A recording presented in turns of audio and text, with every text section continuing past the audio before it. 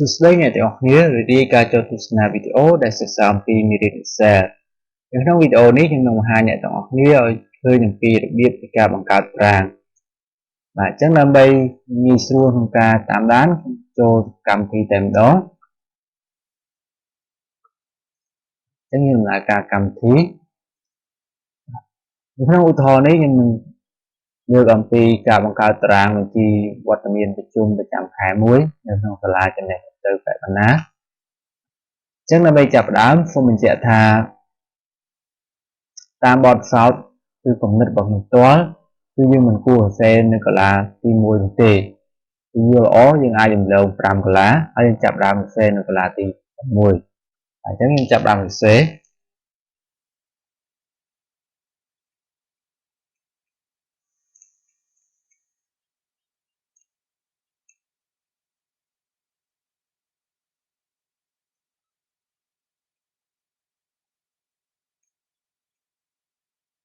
តាមទៀតយើងអាចធ្វើការដូរ font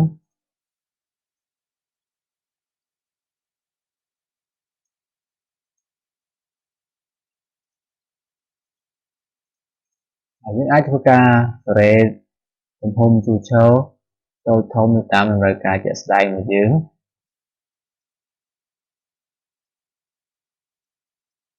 បាទអញ្ចឹងខ្ញុំឧទាហរណ៍ថា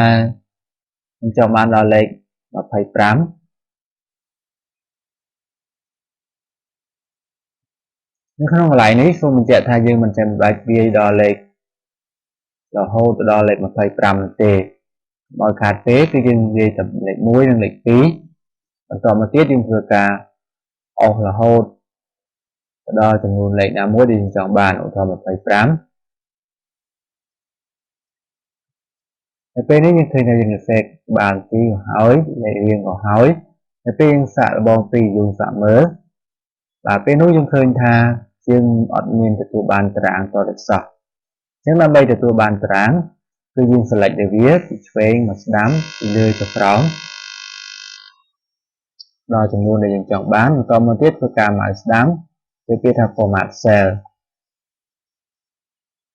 បន្តមកទៀតនៅក្នុងនេះយើងចុចគេថា border បាទនៅក្នុង border style នេះគឺសម្រាប់ជ្រើសរើស mode បន្ទាត់តើចង់បានបន្ទាត់ប្រភេទណាមួយអញ្ចឹងឧទាហរណ៍យកបន្ទាត់ពីរជាន់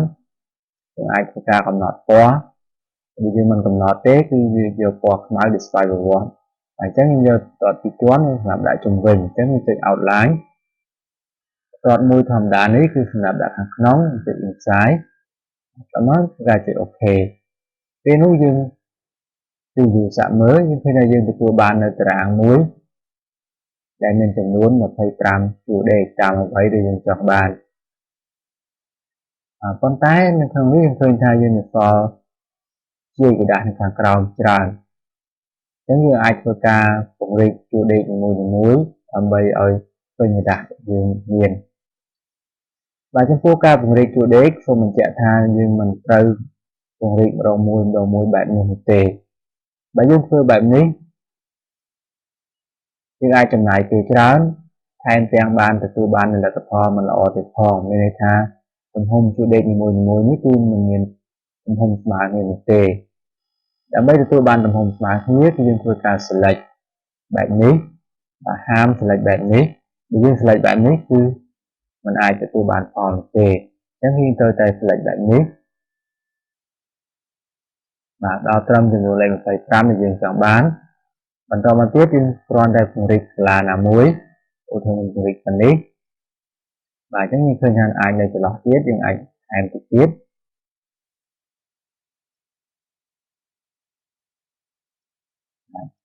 ប៉ុណ្ណឹងយើងឃើញថាចំនួនជួរដេករបស់យើងគឺមានទំហំស្មើគ្នាគឺយើងអាចធ្វើការដូរ font លេខបន្តិច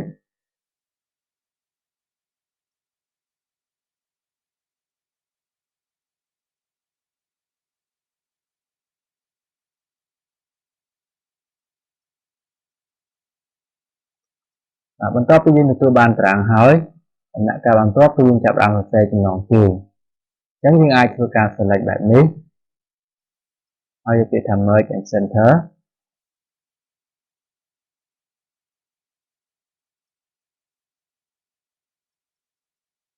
ប កាហ្វេឈ្មោះសាលាតែម្ដង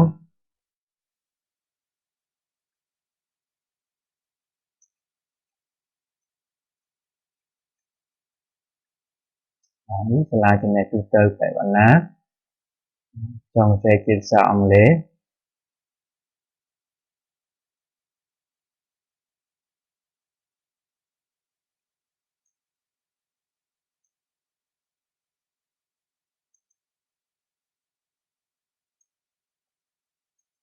ឈ្មោះកាត់យើងហៅថា TVA បន្តមកទៀតយើងចង់បាន logo យើងអាចទៅ insert picture នេះគឺ logo TVA ហើយទៅ insert យើងអាចពង្រីកគម្រោង logo ហើយធ្វើការលើកដាក់ចំទីតាំងណាមួយដែលយើងចង់បានឧទាហរណ៍ថាបញ្ជីយើងគឺយើងធ្វើអំពីបញ្ជីវត្តមានប្រជុំប្រចាំខែយើងសេបែបនេះ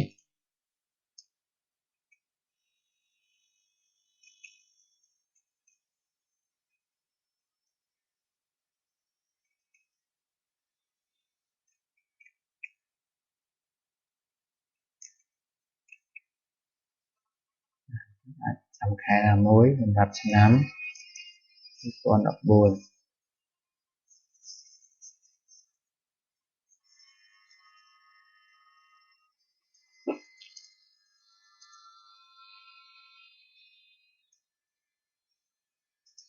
ឡូវឈ្មោះសាលាយើងបានសរសេរឈ្មោះចំណងជើងតារាងគឺយើងបានសរសេរហើយអ្វីដែលយើងឃើញគឺយើងឃើញថានៅសល់2ជួរបាទអញ្ចឹងមានន័យថាដំបូងឡើយសក់ចោល5កាឡាប៉ុន្តែនៅពេលសរសេរគឺជាក់ស្ដែងវាសរសេរចំនួន3ជួរយើងអាចធ្វើការលុបជួរទាំងពីរនេះបានដោយធ្វើការ select បែបនេះហើយចុច mouse ស្ដាំយកពាក្យថា delete ហើយយើងព្យាយាមសាកល្បង preview បាទពេលនេះយើងឃើញថាយើងបានទទួលបានតារាងមួយយ៉ាងត្រឹមត្រូវ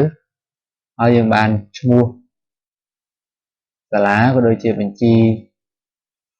ហើយចំណងជើងបញ្ជីនេះគឺនៅចំកតារាងតែម្ដងបន្តមកទៀតយើងអាចដាក់ខាងក្រោមនេះ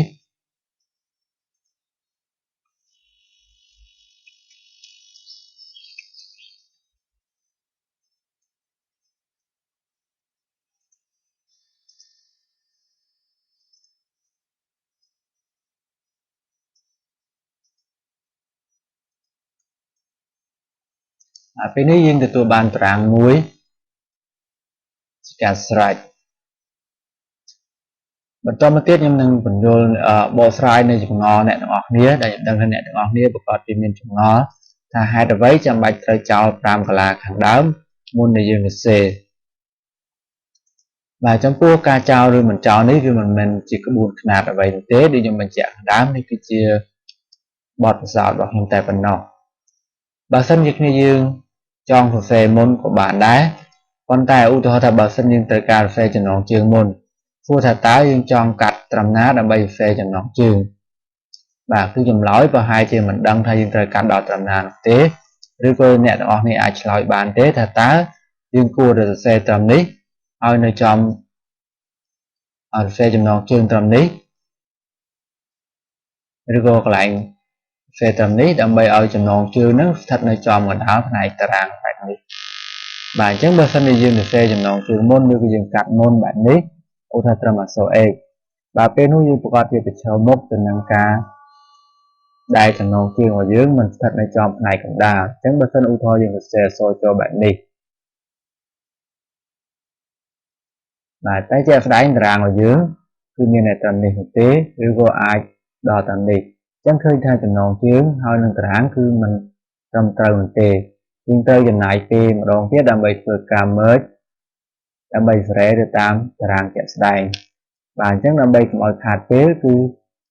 បន្ទាប់ពីយើងមានតារាងបែបនេះយើងមានភាពងាយស្រួលក្នុងការ merge តែម្ដងបានយើងដឹងថា merge ត្រឹមណាពីព្រោះយើងមានតារាងជាគោលដើម្បីធ្វើការ merge បាទនេះគឺសម្រាប់ហេតុផលដែលយើងត្រូវធ្វើការសរសេរតារាងមុនឬយើងសងតារាងមុនទើបសរសេរចំណងជើងតាមក្រោយ បាទអញ្ចឹងវីដេអូនេះក៏មកបញ្ចប់ប៉ុណ្ណេះសូមអរគុណ